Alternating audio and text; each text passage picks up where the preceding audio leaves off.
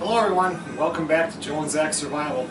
For those of you that have been following the hobby farm and stuff like that, you've been watching the pigs grow and everything, tomorrow the first pig gets butchered. Today I was out there setting up a four-wheeler with a cable and a chain and a tree and then a pulley and the cable coming down, so tomorrow I'm going to butcher the first one, and then it has to, after it gets skunned and gutted and halved, then it has to sit overnight. We'll cut it up the following day. But one thing that will be happening after all the pigs get done is I'm going to make my own sausage.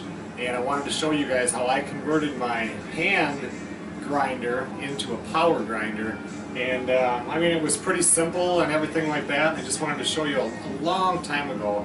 Oh, it's been over a couple of years. Somebody actually asked me to do a video on this, but then just a lot of stuff happened. I moved and just a lot of stuff was going on and I never have gotten around to it. And haven't made sausage now for quite a while. So anyway, tonight I'm getting everything set up again so that when the time does come, I can make me up some sausage.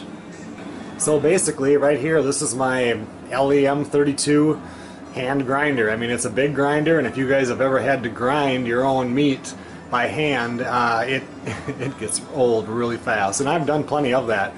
But this is also a big grinder. You can just as well do this with a smaller one also. It just can't get as much down that throat. So what I have here is what once was a wood lathe. I bought this lathe. It was a cheap lathe too. I mean, right, they were only about a little over $100, and I just looked up now. You can get basically the same thing for about $200. And I got the use out of it. I turned lots of columns. This one would take 36-inch. I really liked it. It's not a very big motor in there. I mean, you guys can see that. I'm guessing that what? I don't know, half horsepower? It's hard to say. I mean, when you were doing stuff with the lathe, you could stop the wood if you pushed too hard. So you wouldn't have to have this. You could just have a motor. What was nice about this was it was a variable speed, so I already had these pulleys on it. This metal piece on top of here that I bolted onto here was basically the same as what's on the other side. That'd be the best way to show you. It was basically just this piece, but you were able to pull this off to access inside if you needed to do any type of maintenance or anything. So that sat right over this, so I just pulled this off. I had to do a little bit of metal cutting over on this side here just to fit the pulley and stuff in, which I'll show you in a second. And I just bolted it on top. I mean, it doesn't look pretty, but it works real good. So basically what I'm doing right now is just putting this back together. I had it so I could take it apart, easier to haul around, it doesn't get that heavy and stuff like that. So with your grinder, the first thing, there's a bolt here, you got to take off your handle. So now keep in mind, this had a little switch thing up here, but when I pulled this off, you no longer could have that switch. So I just wired it into a regular switch, turns it off and on just fine. And then like I said, I put this metal plate on here, and then the grinder sits right on top of here. A couple things to keep in mind when you're doing this. It kind of helps if you put a little cooking oil on your shaft here, because all this has is these plastic bushings, and you'll burn through them pretty quick. So I bought extras. They're super cheap. The problem is, sometimes of the year, you can't get these from this company. You got to wait till they come in. They ship them in like twice a year, so buy 5, you know, so you've got enough of them.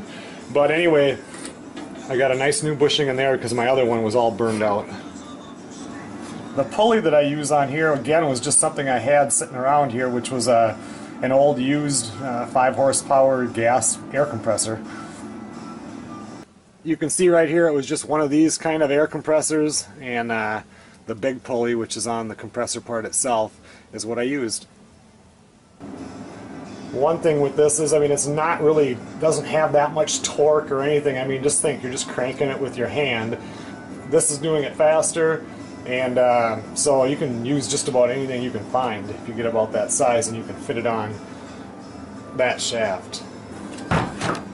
Okay, so then I just lined it up. I mean, it doesn't fit very far on the shaft, but it doesn't have to. I lined it up like this here. I wanted it to easily fit up with the smaller pulley down here. I want the bigger one up here, and then I just put that, lined it up with the belt, and then I drilled the 4 holes. You can see right here that when it was a lathe, this part here is where the pulley came out, and it was 4-speed, and and there was a 4 pulley deal up here that went the opposite way, big to small. So, but I just need 1 speed for this, so this works out pretty good.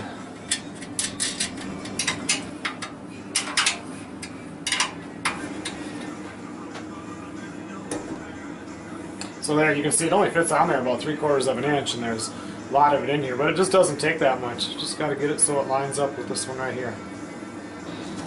So to make this work here, you got to get 1 big washer, but you're going to need a few other ones because at least unless you can get the right size bolt, I just used what I had.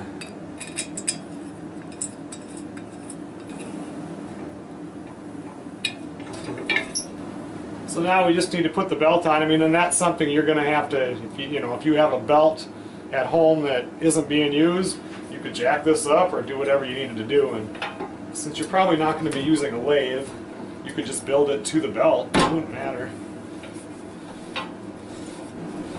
What was neat about this setup for me is that this motor is completely adjustable. Like this belt is a little bit tight, so but I can adjust it and move that motor up and down.